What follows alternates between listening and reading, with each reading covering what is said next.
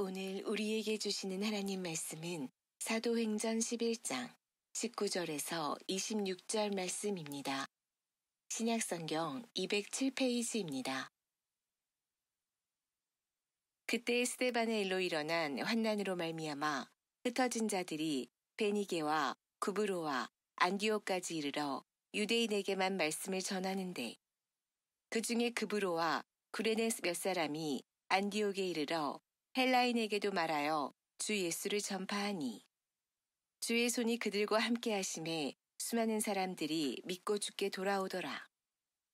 예루살렘 교회가 이 사람들의 소문을 듣고 바나바를 안디옥까지 보내니, 그가 이르러 하나님의 은혜를 보고 기뻐하여 모든 사람에게 굳건한 마음으로 주와 함께 머물러 있으라 권하니, 바나바는 착한 사람이요 성령과 믿음이 충만한 사람이라 이에 큰 무리가 주께 더하여지더라. 바나바가 사울을 찾으러 다소에 가서 만나매 안디옥에 데리고 와서 둘이 교회에 1년간 모여 있어 큰 무리를 가르쳤고, 제자들이 안디옥에서 비로소 그리스도인이라 일컬음을 받게 되었더라. 아멘. 여러분, 제가 학위 과정을 마치고 어느 모임에 참석한 적이 있습니다. 근데 그 모임에 갔는데 서로를 다 이렇게 부르는 겁니다. 박사님, 정 박사님, 김 박사님 이렇게 부르는 겁니다. 그 논문을 발표하는 학술 대회도 아니었고 세미나 장소도 아니었기 때문에 저는 개인적으로 저를 박사라고 부르는 것에 대해서 굉장히 좀 거북했습니다. 학위를 받긴 했지만 꼭 이렇게 박사라고 불러야 하나?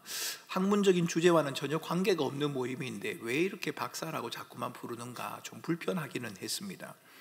그런데 인사를 하던 중에 어떤 한 분이 지나가시기에 제가 아는 분이라서 그분에게 목사님이라고 제가 이렇게 인사를 했습니다. 그런데 제 인사를 받는 그 목사님의 표정이 썩 밝지가 않았습니다. 뭔가 좀 불편해 하시는 느낌이 들어서 모임 마치고 난 다음에 제 동기에게 물었습니다. 혹시 저 목사님이 내게 뭔가 불편한 게 있는지, 평소에 내가 모르는 어떤 감정이 있는가 이렇게 물었습니다. 그랬더니 그 동기가 뭐라고 불렀느냐고 제게 묻더라고요. 그래서 제가 목사님 이렇게 불렀지라고 하니까 그러니까 짜증이 나지, 박사님 이렇게 불러줬어야지 이렇게 말을 하는 겁니다. 여러분, 개인적으로는 이해가 되면서도 이해가 되지 않습니다. 학위를 얻기 위해서 많이 노력하고 수고하고 시간을 들인 것 인정할 수 있습니다. 하지만 그래도 꼭 박사라고 불러야 할까? 목사라고 부르면 잘못된 걸까? 그 자리에는 학위를 포기하고 중간에 들어온 사람들도 있는데 다 그냥 박사라고 부르면 박사를 받지 못한 사람은 좀 소외감을 느낄 수 있는 것 아닌가? 그 사람들에 대한 배려심이 없는 게 아닌가? 이런 마음 때문에 좀 저는 사실 불편했습니다. 사람들에게 어떻게 불리느냐의 문제를 여러분들에게 이렇게 말씀드리는 이유는, 믿음의 길을 가고 있는 저와 여러분들을 세상은 뭐라고 부를까? 그리고 믿음의 길을 가고 있는 저와 여러분들은 다른 사람들에게 어떻게 불리고 싶은가라고 하는 궁금증이 있기 때문에 제가 여러분에게 이 이야기를 하는 겁니다. 여러분들은 어떻게 불리고 싶습니까? 누구라고 불리고 싶습니까?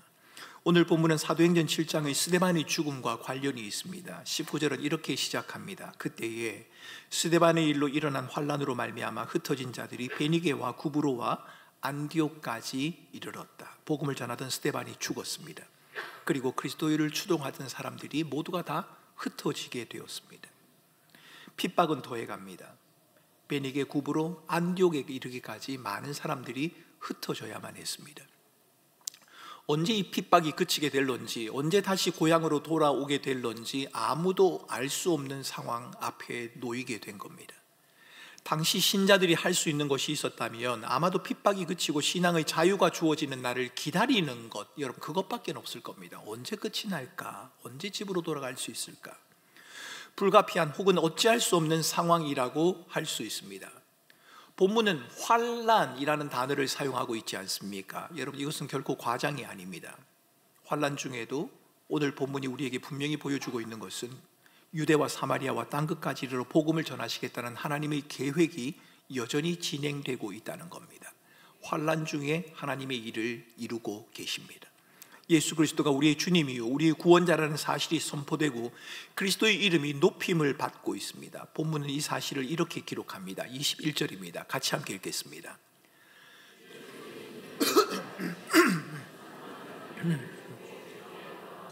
주의 손이 그들과 함께 했다. 여러분, 이 말은 우리가 뭔가를 하는데 주님이 오셔서 우리를 도와주셨다라는 그런 의미가 아니라 하나님이 직접 하셨다는 겁니다. 하나님이 그 일을 하셨습니다. 종교의 중심지 예루살렘을 떠나 뿔뿔이 흩어져 버린 방랑자들, 마땅히 정착할 곳이 없는 나그네들, 아무것도 가지지 못한 채 내일을 보장할 수 없이 그저 하루하루를 살아야 하는 이 사람들을 통해서 하나님이 하나님의 일을 하신다는 겁니다. 여러분, 위로가 되지 않으십니까? 저와 같은 사람, 우리와 같은 사람들을 통해서 하나님이 하나님의 일을 하신답니다. 남들에게 부러움을 살 만한 그런 사람이 아니라 내일을 보장할 수 없는 불확실한 미래를 살아가는 사람들, 고향을 잃어버리고 가진 모든 것을 버리고 떠나야 하는 나그네의 삶을 살아야 하는 사람들, 그들을 통해 하나님은 하나님의 일을 하신다라고 우리에게 말씀하고 계십니다. 저는 지금 여러분에게 하나님의 계획을 이루기 위해서 고난에 처해야 합니다, 고난을 자초해야 합니다, 이것을 말씀드리는 것이 아닙니다. 하나님께서 당신의 계획을 이루기 위해서 고난이라고 하는 방법을 사용하신다는 것을 말하는 것도 아닙니다. 제가 말씀드리고 싶은 것은 고난조차도 하나님의 손을 벗어날 수 없다는 것을 말씀드리는 겁니다. 혹시 여러분의 삶 가운데 내 인생이 하나님의 손에서 벗어나 있다는 그런 느낌을 받아보신 적이 계십니까? 그것은 여러분의 느낌일 뿐, 하나님의 손에서 벗어날 수 있는 것은 아무것도 없습니다.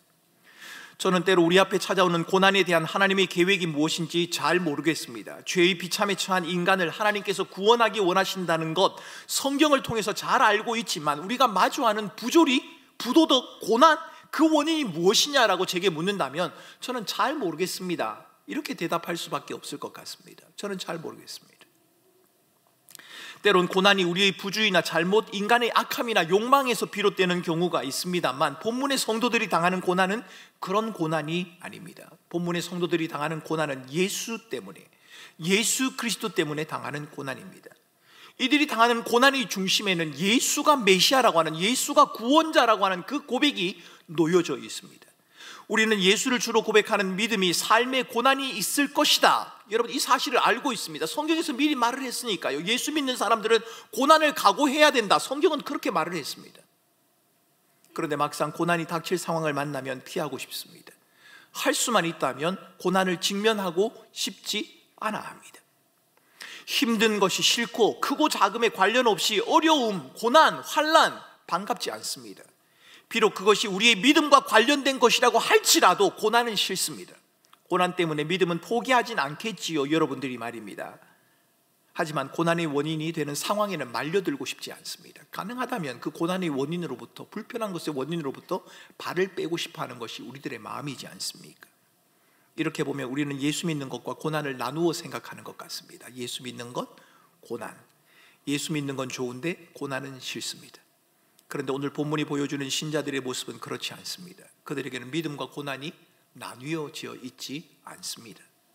믿음을 고백하는 것, 믿음으로 사는 것, 여러분, 그 자체가 고난입니다.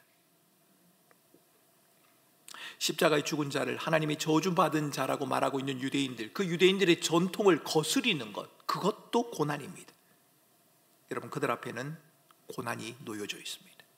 삶 자체가 고난인 상황. 여러분, 바울은 그런 상황을 오늘 장로님 기도할 때도 잠시 언급하셨습니다만, 사방으로 우겨쌈을 당하였다, 바울은 그렇게 표현한 적이 있습니다. 피할 수 없고 극복할 수도 없는 답답한 상황, 그 자리에 있다는 것 자체가 고통스러운 그런 상황을 맞이한단 말입니다. 할 수만 있다면 그 자리를 뛰쳐나오고 싶습니다. 그런데 바울은 죽을 것 같은 그 상황에서도 기뻐하는 것이 가능하다고, 죽을 것 같은 그 상황에서도 그 삶이 의미가 있다고 말을 합니다. 여러분, 바울의 고백을 한번 들어보십시오. 사방으로 우겨쌈을 당하여도 쌓이지 아니하며, 답답한 일을 당하여도 낙심하지 않고, 박해를 당하여도 버림받지 않고, 거꾸로 뜨림을 당하여도 망하지 않는다. 여러분, 이것은 바울의 고백이었습니다. 어떻게 이것이 가능합니까? 바울은 그 비밀이 질그릇 속에 담겨져 있는 보배 대신 예수 그리스도에게 있다고 고백을 했습니다. 심히 큰 능력이 나에게 있는 것이 아니라 예수 그리스도 그분에게 있다고 바울이 고백하지 않습니까? 여러분, 정현이라고 하는 테니스 선수가 있답니다. 여러분, 저는 만나본 적은 없습니다만 매스컴에 보도된 것을 읽은 적은 있습니다. 정현이라는 테니스 선수의 부르튼 발바닥이 매스컴에 보도된 적이 있습니다. 발바닥의 상처가 얼마나 크고 깊었던지 호주 오픈 남자 단식 4강에서 이 정현 선수가 기권패를 당하고 말았습니다. 기권을 했습니다. 너무 아프니까요. 그 발을 보면서 많은 사람들이 얼마나 아팠을까, 얼마나 힘들었을까, 얼마나 아프고 힘든데도 저렇게 테니스를 계속해 올 수 있었을까, 4강에 오르기까지 얼마나 애를 썼을까, 여러분 사람들은 궁금해했습니다. 이 궁금증에 대한 해답은 의외로 단순했습니다. 정현 선수가 경기에 임하면서 가진 꿈이 하나 있었는데 그 꿈은 SNS 인스타상에서 10만 명의 팔로우를 확보하는 것이었습니다. 10만 명 팔로우를 확보하려는 꿈이 이 정현 선수로 하여금 아픔을 딛고 경기에 임하게 한 겁니다. 정현 선수를 이끈 힘, 그 경기에 임하도록 한 힘이 10만 명의 팔로우였다면 바울로 하여금 견디게 하고 이기게 한 그 힘이 예수 그리스도였다. 여러분 이렇게 말한다면 어떻습니까? 오늘 본문도 그렇게 말합니다. 주 예수를 전파하니 예수 그리스도가 그의 삶을 이끌어 갔다는 겁니다. 어쩌면 신자들이 겪는 고난의 원인이 예수라서 예수를 버릴 법도 하지 않습니까? 믿지 않는 건 아닌데 잠시 모른 척할 수도 있지 않겠습니까? 이 순간만 벗어나면 내가 하나님을 더 잘 섬길 수 있겠다고 그렇게 말할 수도 있지 않겠느냐 말입니다. 조용히 부인하진 않더라도 그냥 조용히 있으면 될 법한 일 아닙니까? 그런데 그들은 그럴 수 없었습니다. 예수가 그리스도의 심을 고백해야 했고 예수의 그리스도 되심을 따라서 살아야만 했습니다. 왜요? 왜 고난이 예수에 대한 믿음의 고백을 멈추게 할 수 없었습니까? 이유는 한 가지입니다. 예수를 믿는 것이 그들의 삶의 한 부분이 아니라 삶 전체였기 때문입니다. 그들의 삶 전체가 예수를 믿는 것이었기 때문에 그렇다는 말입니다. 예수 믿는 것이 삶이라는 말은 그분들의 어떤 행동의 특징이나 삶의 한 부분을 두고 말하는 게 아닙니다. 예수가 삶이라고 하는 말은 예수가 인생의 의미이고 인생의 목표이고 삶의 이유이고 삶의 방식이고 삶의 전부라고 하는 말입니다. 흩어진 사람들은 그리스도를 전했고 드디어 안디옥에도 회심하는 사람들이 생기게 되었습니다. 다시 말씀드립니다만 그것은 하나님의 손이 하신 일입니다. 하나님께서 친히 그 일을 행하셨습니다. 하나님께서 흩어진 자들을 통해 일하고 있는 곳이 어디입니까? 안디옥입니다. 여러분 안디옥은 현재 터키의 한 도시입니다. 하타이 지방에 있는 안타키아라고 하는 도시랍니다. 로마 당시 정치적인 상업적인 중심 도시입니다. 당시 헬라 어떤 도시들보다도 더 세계화가 된 도시, 그곳이 바로 안디옥이었습니다. 여러 민족 출신의 사람들이 거주하고 있고 도덕적인 방탕이 넘치는 도시였습니다. 아르테미스와 아폴로 종교로 인해서 그 명성이 더해진 곳이 안디옥입니다. 그런데 그곳에 복음이 전해졌습니다. 그동안은 유대인들을 중심으로 복음이 전해졌는데 안디옥에 이르러서는 헬라인들에게도 복음이 전해졌다고 성경은 기록합니다. 그리고 드디어 안디옥에서 회심하는 사람들이 생겼습니다. 그리고 그 회심한 사람들을 사람들이 부르기를 그리스도인이라고 부르기 시작했습니다. 본문 26절 하반절에는 이렇게 말하죠. 비로소 그리스도인이라 일컬음을 받게 되었더라. 오늘날 그리스도인이라고 하는 호칭, 여러분 사람들에게 그렇게 좋은 의미를 담고 있지는 않은 것 같습니다. 설교를 준비하면서 어느 신문에 실린 그리스도인에 대한 정의를 읽게 되었습니다. 물론 믿지 않는 사람들이 그리스도인은 어떤 사람입니까? 라고 물었을 때 답한 겁니다. 이렇게 적혀 있었습니다. 같이 한번 읽어볼까요? 모든 면에서 보수적인 사람, 고집불통, 잘한다고 말하지만 명료하게 정의하지 못하는 사람, 모든 사고의 관련자. 여러분 좀 지나치다 싶지 않습니까? 좀 지나친 게 아닌가 싶으면서도 많은 부분이 우리들의 모습을 반영해 주는 것 같아서 저는 솔직히 좀 부끄러운 마음이 들었습니다. 특히 잘 안다고 하지만 명료하게 정의하지 못한다는 말, 그리고 모든 사고의 관련자라는 표현이 더 그랬습니다. 많은 분들이 자신이 믿는 바나 고백하는 바를 명료하게 표현하는 것을 어려워하는 것을 볼 수 있습니다. 의외로 교인들 가운데, 성도들 가운데 여러분이 믿는 바가 무엇입니까? 구원이 무엇입니까? 예수가 구원자라는 말이 무슨 말을 의미합니까? 라고 물으면, 제가 묻는 것이 아니라 믿지 않는 사람이 물으면 거기에 대해서 명쾌한 대답을 줄 수 있는 분들이 생각보다 많지 않습니다. 말과 행동으로 구원이 이것입니다라고 말해줄 수 있는, 예수를 믿는 것이 이것입니다, 예수님이 말씀하시는 하나님의 나라는 이런 것을 말합니다라고 명쾌하게 설명해 줄 수 없는 경우가 많이 있다는 겁니다. 모든 사고자의 관련자, 여러분 이 말은 더 저를 부끄럽게 합니다. 사실이기 때문입니다. 여러분 아마도 교회에서 생각하는 것, 논리적으로 따지거나 설명을 요구하는 것은 믿음 없습니다 라고 배워와서 그럴 수도 있을 것 같습니다. 묻지 말고, 많이 알려고도 하지 말고, 따지지도 말고 그냥 믿어라 라고 하는 그런 말입니다. 한편으로는 맞는 말이긴 합니다만 한편으로는 맞는 말이 아닙니다. 알고 믿어야 할 것 아닙니까? 내가 뭘 믿고 있는지는 알아야 할 것 아닙니까? 내가 믿는 바를 믿지 않는 사람에게 분명히 말해줄 수는 있어야 할 것 아닙니까? 믿는 바가 내 삶 속에서 제대로 반영이 되어서 내 삶의 모습으로 드러나야 하는 것이 맞지 않느냐는 말입니다. 모든 사고의 관련자, 여러분 오늘 그리스도인들의 말, 그리스도인이라고 하는 말은 수치스럽고 조롱하는 말로 사용되는 경향이 있습니다. 그리스도인이 모든 매스컴에 보도되는 모든 사고에 그리스도인이 관련되어 있다라고 하는 그 비판, 여러분 부정하기가 좀 어렵습니다. 참 듣고 싶지 않은 말이긴 하지만 많은 경우에 그렇다는 것을 인정할 수밖에 없다는 말입니다. 수치스럽고 조롱스러운 말로 그리스도인이라는 말이 사용되는 것 같습니다. 그래서 의외로 많은 그리스도인들이 자신이 예수 믿는 사람입니다, 그리스도인입니다 라는 것을 잘 드러내려고 하지 않습니다. 숨긴다는 거죠. 저는 교회가 반드시 세상으로부터 늘 칭찬을 받아야 한다, 그렇게 생각하지는 않습니다. 세상이 동의할 수 없는 부분이 있을 겁니다. 우리도 동의할 수 없는 부분이 반드시 있습니다. 어떤 경우는 세상으로부터 비난과 조롱을 각오해야 하는 때도 있습니다. 하지만 교회가 비난받고 조롱받는 것이 우리의 잘못과 죄 때문이라면, 만약 교회와 성도가 잘못해서 그 죄 때문에 어려움을 겪는데 그것을 우리가 주님을 위한 고난이라고 이해를 한다면, 여러분 이것은 심각한 결과를 가져올 수 있습니다. 어떤 학자들은 오늘 본문에서 신자들이 그리스도인이라 불리는 것 역시도 조롱과 멸시, 놀림의 표현이었다라고 해석을 합니다. 하지만 저는 본문의 그리스도인이라는 표현은 회심한 신도들의 독특한 삶을 표현해주는, 안디옥 사람들과는 다른 삶의 방식을 두고 말하는 것이라는 해석이 훨씬 더 설득력이 있다고 생각합니다. 제가 그렇게 생각하는 이유는 두 가지입니다. 오늘 본문의 그리스도인이라고 하는 호칭 속에 비난과 조롱의 흔적이 전혀 나타나고 있지 않기 때문입니다. 또 한 가지 이유는 그리스도인이라는 이 표현이 당시 사회에서 사람들 사이에 통용되는 표현이었기 때문에 그렇습니다. 헤롯을 지지하고 따르는 사람들은 헤로디아누스 이렇게 불렀습니다. 가이사의 추종자를 가이사이누스 이렇게 불렀습니다. 이들은 자신이 추종하는 사람들을 위해서라면 어떤 희생도 감수하는 사람입니다.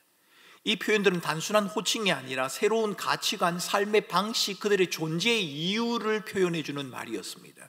가이사를 위해서라면, 헤롯을 위해서라면 내가 무엇이든지 하겠습니다. 헤롯에게 충성하고 가이사에게 충성하겠습니다라는 그 표현, 그것이 바로 헤로디아누스, 가이사이누스라고 하는 표현입니다. 그리스도인이라는 표현도 같은 맥락에서 이해해야 합니다. 크리스티아누스, 그리스도인, 그리스도에게 속한 사람이라는 말입니다. 유대인들과 헬라인들이 섞여 있는 안디옥에서 주를 따르는 자들이 그리스도인이라고 불리기 시작한 겁니다. 헤롯에게 속한 헤로디아누스도 아니고, 가이사에게 속한 가이사이누스도 아니고, 그리스도에게 속한 크리스티아누스, 그리스도인, 그렇게 불리기 시작했다는 겁니다. 그리스도인이라는 표현이 통용된 것은 예수를 주로 고백하는 자들이 안디옥 사람들과는 다른 모습의 삶을 살았기 때문입니다. 그리스도에게 속한 삶을 살았기 때문에 그 사람들은 그리스도인이라고 불린 겁니다. 안타까운 것은 오늘을 살아가는 저와 여러분들의 모습이 세상의 사람들의 모습과 별반 다르지 않다는 데 있습니다.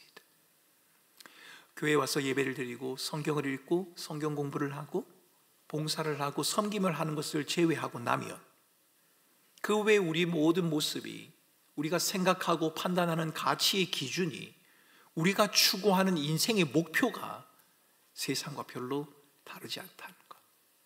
여러분, 이것이 바로 오늘날 교회와 성도들의 비극이 아닌가 싶습니다.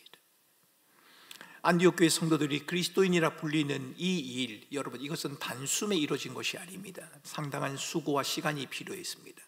오늘 본문을 읽어보면 예루살렘 교회에서 바나바를 파송합니다. 안디옥 교회 성도들을 하나님의 말씀으로 가르치기 위해서 바나바를 파송하고 회심했던 사울과 바나바가 함께 주의 말씀을 전하는 장면들이 사도행전에 소개됩니다.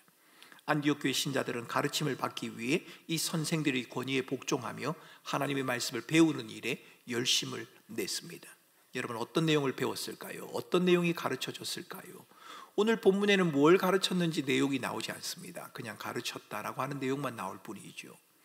하지만 여러분, 우리는 사도행전을 읽어보면, 그리고 예수님의 공생애를 살펴보면, 예수님이 십자가에 죽으시기 전에 제자들에게 가르치셨던 그 내용을 보면, 예수님이 부활하시고 승천하시기 전에 자신의 제자들에게 말씀하신 그 내용을 보면 예수님이 가르친 내용이 무엇인지를 우리는 충분히 짐작할 수 있습니다. 예수님은 부활에 대해서 말씀하셨을 겁니다. 부활은 허구라고, 잘못된 주장이라고 말하는 세상에 속지 말고 부활의 소망, 부활의 영광을 너희들이 가져야 한다는 것도 말씀해 주셨습니다. 인간은 죄인이라는 것도, 죄를 극복할 방법이 사람에게 없다는 것도 주님은 말씀하셨을 겁니다. 하나님의 완전하심, 변함없으심도 강조했을 겁니다. 하나님을 이해하는데 사랑, 심판, 선함, 긍휼, 자비, 그 중에 한 가지만으로 하나님을 이해하는 데는 오해의 가능성이 있다. 하나님은 그렇게 단순한 분이 아니다라고 하는 것도 가르치셨습니다. 세상이 영원하지 않는다는 것도 말씀하셨고, 하나님이 세상을 창조하셨다는 것도, 세상에 창조된 모든 것에는 하나님의 목적이 있다는 것도 가르쳐졌을 겁니다. 여러분, 신앙생활에서 가르치고 배우는 일은 매우 중요합니다. 하지만 우리는 배움, 가르침에 대한 관심이 오늘날 교회에서조차도 쉽게 오해되거나 왜곡되어질 수 있다는 것, 여러분, 그 가능성을 경계할 필요가 있습니다. 많이 배우신 분들 가운데 믿음을 지식적인 것으로만 이해하는 분들이 계시지 않습니까? 성경에 대해서 많이 아니까 내가 믿음이 좋은 사람이다, 이렇게 말입니다. 반대로 믿음을 반지식적인 것으로 생각하는 분도 있습니다. 나는 성경 하나도 몰라도 경험한 게 너무 많다, 하나님이 내게 베풀어준 체험이 너무 많다, 그렇게 말할 수도 있을 겁니다. 믿음을 지식적인, 동의 혹은 경험적이고 체험적인 것, 이 중 하나로만 국한하려는 현상 바람직하지 않습니다. 우리는 언제부터인가 지식과 경험을 나누어 생각하려고 합니다. 믿음과 행함을 나누어서 생각하고 삶과 교리는 별개의 것이라고 생각하는 것 같습니다. 믿는 것과 사는 것 사이에 괴리의 경험을 너무 오래 하다 보니 둘을 나누어 생각하거나 아니면 어느 한쪽을 지나치게 강조하는 경향이 있는 것 같단 말입니다. 저는 쉽게 설명하기 위해서, 이해를 돕기 위해서 삶과 교리를 나누어서 말하는 것, 지식과 행함을 구분해서 말하는 것 가능하다고 생각합니다. 하지만 둘이 함께 할 수 없는 요소처럼 설명하거나 가르치는 것에는 동의할 수 없습니다. 어떤 이는 교리를 택하고 어떤 이는 삶을 택한다는 말은 완전히 불가능하다. 여러분, 마이클 호튼이라는 신학자가 한 말입니다. 이 말은 옳습니다. 지식과 경험, 믿음과 행함, 삶과 교리 나눌 수 없습니다. 믿음을 잘못 이해하는 것도 바람직하지 않기는 마찬가지입니다. 나누어 생각하는 것도 문제이지만 믿음이 무엇인지를 오해하는 것도 문제입니다. 하나님에 대한 믿음을 목적 달성의 수단으로 삼을 수도 있지 않습니까? 자기의 신념이나 확신을 믿음이라고 착각할 수도 있지 않느냐는 말입니다. 여러분, 제가 남아공에 머물면서 한국에서 오신 분들을 여럿 만났습니다. 같은 목사들도 만나고 그곳에 이민을 와서 살고 있는 그 분들도 만났습니다. 그런데 그분들을 만날 때마다 뭔가 좀 불편함을 느낄 때가 있었습니다. 모두가 다 그런 것은 아니고요. 그런데 제가 유학을 가기 전에 저를 후원해 주시고 저를 위해서 기도해 주셨던 그 한 장로님이 계셨는데요. 그 장로님이 미국의 시민권을 가지고 외국에서 오랫동안 사셨습니다. 그 장로님이 제게 이렇게 말씀하시는 겁니다. 정 목사, 남아공에 가면 조심해야 할 것이 있다. 뭘 조심할까요? 저는 강도를 조심하라 이렇게 말할 줄 알았습니다. 그런데 한국 사람을 조심하라 이렇게 말씀하시는 겁니다. 이게 무슨 말이지? 왜 한국 사람을 조심해야지? 내가 가면 낯설고 물쓰는 곳에서 한국 사람을 만나서 밥도 먹고 이야기도 나누고 이렇게 해야 되는데 왜 한국 사람을 조심하라고 하는 건가? 굉장히 의아했습니다. 아마 이 장로님이 연세가 드셔서 이제 다른 이야기를 잘못하시는 건가? 뭐 이런 생각을 하면서 제가 남아공에 도착을 했습니다. 수개월 지나지 않아 장로님의 말이 무슨 말인지 금방 알 수 있었습니다. 어느 한 분이 계약서를 들고 제게 찾아오셨습니다. 한글로 된 계약서였습니다. 목사님, 이 계약서를 영어로 한번 번역을 좀 해주십시오 라고 제게 부탁을 했습니다. 제가 한번 읽어보지요 라고 그 계약서를 읽어봤는데 소위 말하는 허위 계약서였습니다. 그분이 가진 가게를 다른 누군가에게 넘겨야 하는데 그 가게에 대한 상황들을 기록해 놓은 내용이 거기에 담겨져 있었는데 그 가게는 장사가 잘 되는 곳이 아니었습니다. 곧 문을 닫아야 할 만큼 힘든 곳이었습니다. 그런데 마치 장사가 잘 되는 사람인 것처럼, 잘 되는 곳인 것처럼 그렇게 포장을 해서 계약서를 작성을 하려고 한 겁니다. 그래서 이건 제가 할 수가 없습니다 라고 돌려드렸습니다. 누군가에게 부탁을 했던지 하여간 계약서를 작성하고 이것을 넘겼습니다. 남아공으로 이민한 첫 가정, 처음으로 이게 금방 최근에 도착한 그 가정에게 그 가게를 넘긴 겁니다. 굉장히 곤욕을 치렀습니다. 장사가 안 되니까요. 이민을 올 만큼, 남아공으로 이민을 올 만큼 절박한 심정으로 오신 분의 전 재산을 들여서 그 가게를 인수를 했는데 장사가 안 된다는 겁니다. 놀라운 것은 제가 그 두 분을 다 교회에서 만났다는 겁니다. 많은 분들은 그렇게 이야기했습니다. 그 사람들의 인격의 문제다, 그 사람의 성품의 문제다라고 말입니다. 하지만 저는 여러분 시간이 지나면서 제가 그분에게 두 가지의 점을 발견할 수 있었습니다. 한 가지는 그분의 마음속에는 나는 한국으로 돌아가지 않는 사람이다, 한국으로 돌아갈 소망이 없는 사람이다, 그저 이 남아공 먼 곳에서 살기 때문에 누구와 만날 이유도 없고 이번 한 번만 잘 넘어가면 아무 문제가 되지 않는다, 다시는 그 사람을 만날 이유도 없고 만날 기회도 없을 것이다 라고 생각하고 있었다는 겁니다. 더 놀라운 것은 그분이 그렇게 계약을 하고 난 다음에 교회에 헌금을 했다는 겁니다.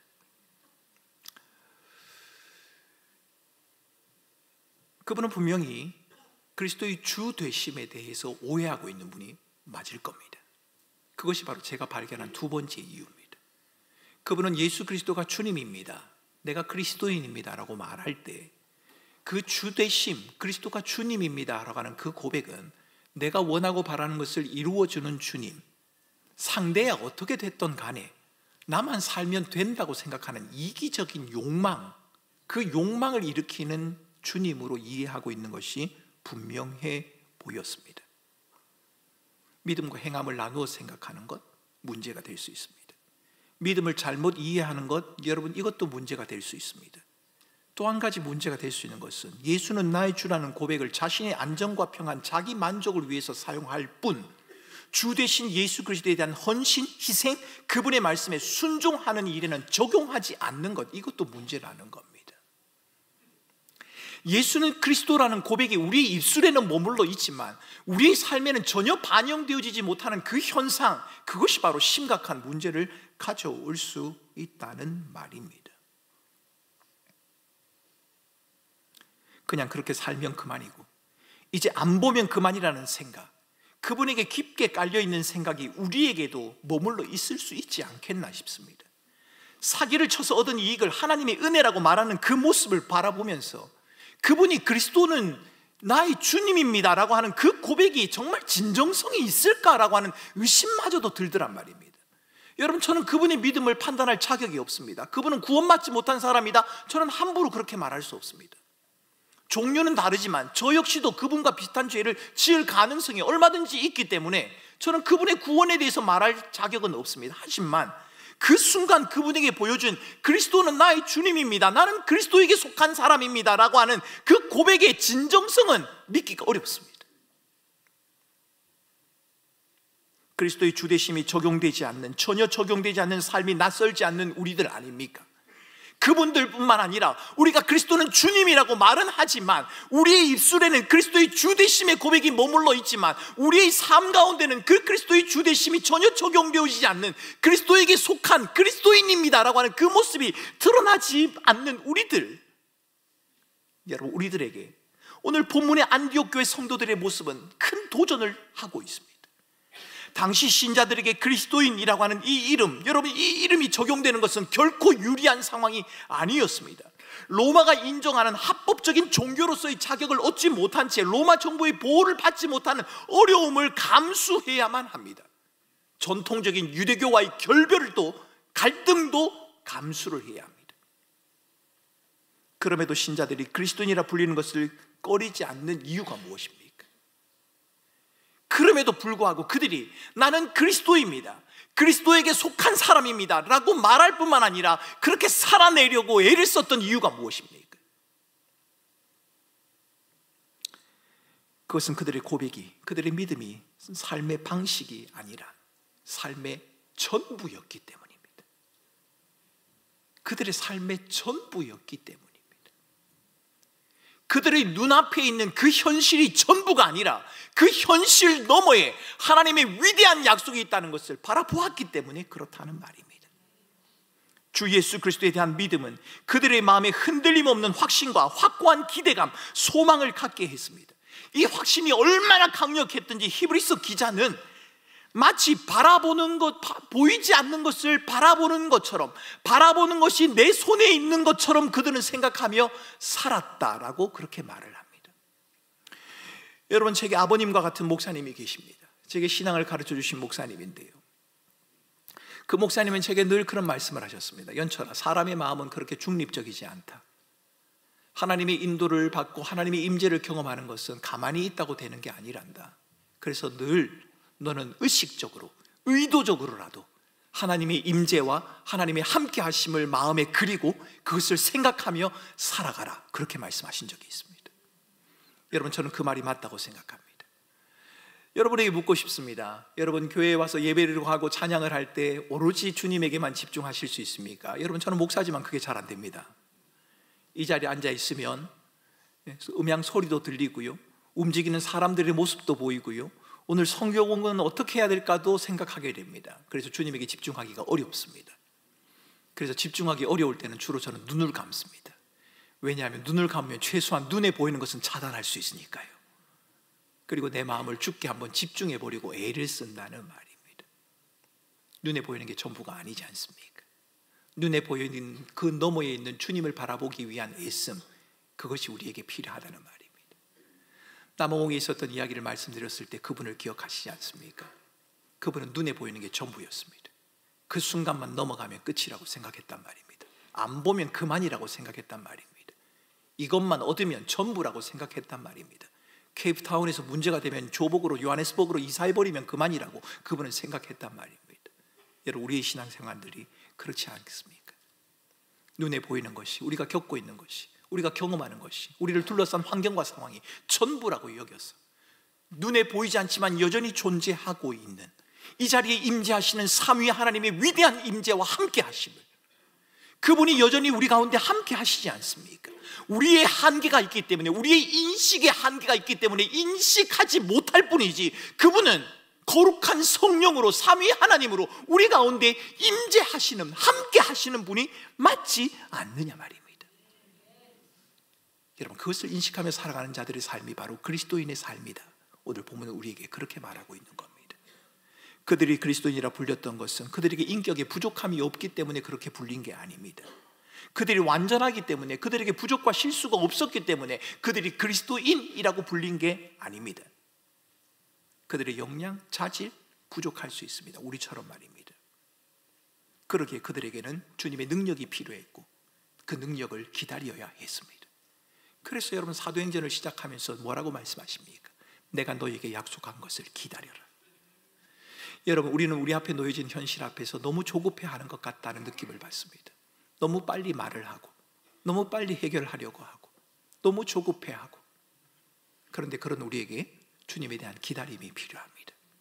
주님의 능력이 필요하고 주님의 말씀하심을 듣는 그 여유가 필요하단 말입니다. 여러분, 예전에 제가 이름은 기억하지 못하겠습니다. 우리 믿음의 선배 목사님 가운데 일제시대 때 고난을 당하고 신사참배를 거부하고 어려움을 당했던 목사님이 한 분 계셨습니다. 그 목사님이 일제시대를 다 마치고 난 다음에 부산에서 목회를 하는데, 그 당시에 또 신사참배를 했던 분들이 계시지 않습니까? 그분들이 신사참배를 하지 않은 이 목사님을 모함을 한 겁니다. 있지도 않는 것들을 있는 것처럼 막 지어내고, 그래서 책을 발간을 했습니다.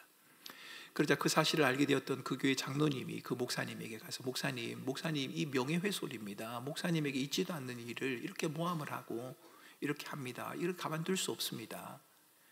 그때 그 목사님이 그랬답니다. 장로님, 천국에도 그 책이 있나요? 여러분, 저는 그 목사님의 그 마음의 여유가 너무 부럽습니다. 그렇게까지는 아니더라도 우리의 마음 가운데 하나님의 은혜와 능력을 기다리는 조금의 여유가 우리에게 있으면 좋겠다. 여러분, 그런 생각을 해본단 말입니다. 그들이 그리스도인이라 불리기를 마다하지 않았던 것은 예수 믿으면 복을 받기 때문도 아니고 예수 믿으면 문제가 해결되고 만사형통하기 때문도 아니었습니다. 그들이 바라본 것은 부함과 형통이 아니라 예수 그리스도 그분이었습니다. 그들이 그리스도에게 속한 삶을 택한 것은 그 길이 다르게 사는 것보다 편리하기 때문이 아닙니다. 혹시 이 자리에 교회에 처음 나오시거나 누구의 인도를 받아왔는데 예수 믿으면 편하게 잘 살 수 있어 라고 하는 말을 듣고 오신 분이 계시다면 그것은 잘못된 정보입니다. 예수 믿으면 편하지 않습니다. 예수 믿으면 여러분들이 포기해야 될 것도 많고 예수 믿으면 여러분의 원함대로 사는 게 아니라 주님의 원하심을 헤아려야 하기 때문에 여러분, 그 길은 쉽지가 않습니다. 그런데 왜 가야 합니까? 왜 그 길을 택해야 합니까? 좁고 협착하기 한데 찾는 사람이 없다고 주님이 말씀하시는데 왜 그 길을 가야 합니까? 그럼에도 우리가 그 길을 가야 하는 이유는 그 길에 생명으로 인도하는 길이기 때문이고 그 길에 인생의 해답이 있기 때문에 그런 겁니다. 사랑하는 성도 여러분, 사도행전 당시 그리스도인이라 불린 선배들의 모습을 보면서 저는 여러분에게 같은 질문을 드리고 싶습니다. 여러분은 그리스도인이십니까? 그리스도인답게 속한 자, 그리스도에게 속한 자, 그리스도인답게 살고 싶은 마음이 여러분에게 있으십니까? 내가 힘들어하고 아파하는 상황이 고난이 아니라 예수를 믿으며 살아가는 삶, 예수와 함께하는 삶 자체가 고난이라는 것, 내가 예수를 믿기로 한 그 자체가 이제 고난을 받기로 결정한 것이라는 것, 여러분, 이 사실을 여러분들이 믿으십니까? 고난의 그 길을 걷는 것이 결코 쉽지 않습니다. 때로는 기대하고 바라던 꿈을 내려놓아야 할 수도 있고요, 여러분의 자존심이 상할 수도 있을 겁니다.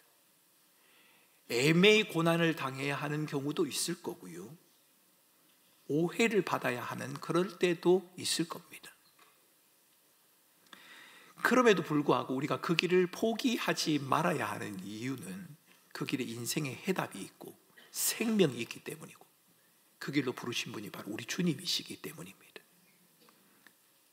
여전히 은혜와 용서를 말하고 자비와 긍휼을 말하고 화평함을 구하며 우리가 이 세상을 살아가야 하는 이유가 있다면 생명의 주 되신 예수 그리스도, 그분이 우리의 주님이시고 우리가 그분에게 속한 자이기 때문에 그런 겁니다. 나는 포도나무요 너희는 가지라. 너희는 나를 떠나서는 아무것도 할 수 없느니라. 여러분, 우리가 할 수 있는 유일한 것은 주님에게 속한 자로 주님을 의지하고 주님을 신뢰하고 그분의 도우심을 구하며 그분의 원하심을 따라 살아가는 것, 그것뿐이란 말입니다. 믿지 않는 사람들은 눈에 보이는 게 전부라고 말할 겁니다. 주님의 강림이 어디 있느냐, 오신다는 약속이 언제 이루어지느냐, 거짓말이지 않느냐라고 그렇게 말합니다. 그러나 성경은 현재의 고난은 장차 나타날 영광과 비교할 수 없다, 그렇게 말합니다. 저와 여러분이 겪는 지금의 상황이 주님의 자녀로 부름을 받은 우리의 삶의 전부가 아니란 것 여러분 기억하시기 바랍니다. 억울하십니까? 속상하십니까? 예수를 믿는 것 때문에 힘이 드십니까? 여러분, 그게 전부가 아닙니다. 그 너머에 하나님이 주시는 영원한 생명과 약속이 있기 때문에 여러분 조금 더 믿음의 길을 한번 더 가보십시오. 혹 여러분이 겪는 고난이 여러분의 부주의와 잘못 때문이라면 너희가 너희 죄를 자백하면 저는 미쁘시고 의로우사 너희 죄를 사하실 것이라. 여러분, 잘못을 인정하는 것을 부끄러워하지 마시기 바랍니다. 성도들 간에도 그랬으면 좋겠습니다. 여러분, 이런 이야기가 있습니다. 세상 사람들은 싸우고 나면 술 먹으면 풀리는데 예수 믿는 사람들은 싸우고 나면 천국 가야 풀린다. 그때까지 안 푼다는 거죠. 욕입니다. 그거는. 그죠? 우리를 향해 사는 욕이지 않겠습니까? 우리 모두는 그리스도에게 속한 그리스도인입니다. 우리를 그리스도인으로 주님은 부르셨습니다. 저와 여러분이 그리스도에게 속한 자로 그리스도를 의지하는 삶을 살아가게 될 때 하나님이 약속하신 하나님 나라의 의와 평강과 희락, 여러분 반드시 여러분들이 누리게 될 것입니다. 이번 주간도 하루하루도 여전히 힘겹고 어려울 수 있지만 온전하신 하나님의 나라를 소망하면서 그리스도인으로 살아가는 저와 여러분의 삶이 되면 좋겠고, 제가 여러분에게 말씀드렸던 그 목사님의 말씀처럼 혹 오해가 있거나 다툼이 있거나 마음의 아픔이 있을 때 천국에도 그 책이 있나요? 라고 말할 수 있는 그 여유가 저희들에게 좀 있으면 좋겠습니다. 그 하나님의 은혜를 힘입고 이번 한 주간도 믿음으로 살아가는 우리 사랑하는 성도들 되실 수 있기를 주님의 이름으로 축원합니다. 여러분, 이번 한 주간 삶 가운데 내가 그리스도에게 속했습니다, 이것이 여러분의 간증과 찬송이 되면 좋겠습니다. 그리스도에게 속했기 때문에 참아야 할 때가 있지 않습니까? 그리스도에게 속했기 때문에 견뎌야 할 때가 있지 않습니까? 그리스도에게 속했기 때문에 하고 싶은 말이 너무 많지만 입을 다물어야 할 때가 있지 않습니까? 그리스도에게 속했기 때문에 나의 원함대로 하고 싶은데 그것을 내려놓고 주님의 원하심을 헤아려야 할 때가 있지 않습니까? 여러분, 그것이 그리스도인입니다. 왜 그래야 합니까? 그 길이 생명의 길이기 때문이고, 거기에 하나님의 은혜가 있기 때문이고, 거기에 하나님의 약속이 있기 때문입니다. 여러분, 이번 한 주간 동안 나의 가정생활 속에서 남편과 아내를 대하면서, 부모와 자녀를 대하면서, 직장생활 속에서 또 교우들을 대하면서 하나님, 내가 그리스도인으로 살겠습니다. 자연인인 내가 아니라 그리스도에게 속한 그리스도인으로 내가 살겠습니다. 하나님, 나를 도우시고 인도하여 주옵소서. 주님의 손이 내 삶을 이끌어가 주시옵소서. 이 시간 합심해서 함께 기도하겠습니다. 함께 기도합니다. 존귀하신 하나님 아버지, 하나님께서 우리를